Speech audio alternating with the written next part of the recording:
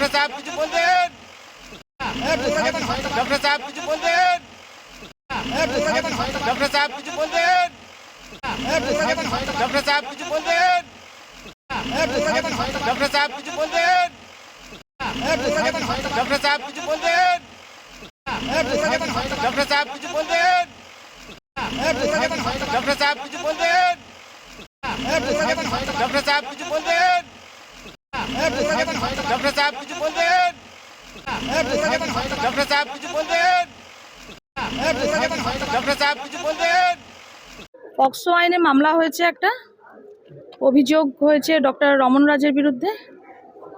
এবার পক্সো 6 আছে, পক্সো 6 আর এর ব্যাপারে আর কি বলবো আমি। Asansol women PS. ভিজির বয়স 15 বছর। 5 দিন পুলিশ চেয়েছিল, 1 দিনের পুলিশ রিমান্ড দেওয়া হয়েছে। এই ঘটনাটা ওনার চেম্বারে নাকি ওনার হসপিটালে? পরবর্তীকালে জানা গেছে ঘটনাটা হয়েছে। ঘটনাটা চেম্বারে হয়েছে নাকি ওনার ওই কোনো প্রাইভেট হসপিটালে? সেটা তো পেশেন্টের সাথে হয়েছে, পরবর্তীকালে বাচ্চাটি বলেছে ঘটনাটা।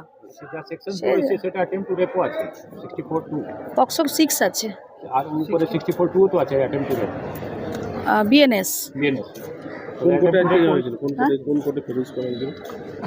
পক্সো কোর্টে এখন পক্সো কোর্টের আমাদের লানের জাজ নেই, সেজন্য এটা লানের এডিজে 2 এর চার্জে আছেন, সেজন্য এডিজে 2 এ এই রিমান্ডটা 5 দিনের ধারা রয়েছে।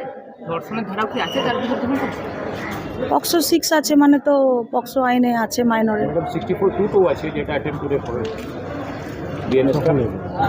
হ্যাঁ 64(2) আছে, 64(2) আছে 64(2) আছে, কিন্তু এটা এখন এইটা এখন জাস্ট একদম ইনিশিয়াল স্টেজ ইনভেস্টিগেশন, সেজন্য 1 দিনের রিমান্ড চাওয়া হয়েছে। দেখা যাক, ইনভেস্টিগেশন হোক, তারপর পরবর্তীকালে বলবো। বেল পিটিশন ফাইল হয়েছে, কিন্তু বেল পিটিশন এখনো বেল হিয়ারিং হয়নি। কোথাও হচ্ছে এটা কি জানা গেছে? বলতে চেম্বারে হয়েছিল না ইসে হয়েছে?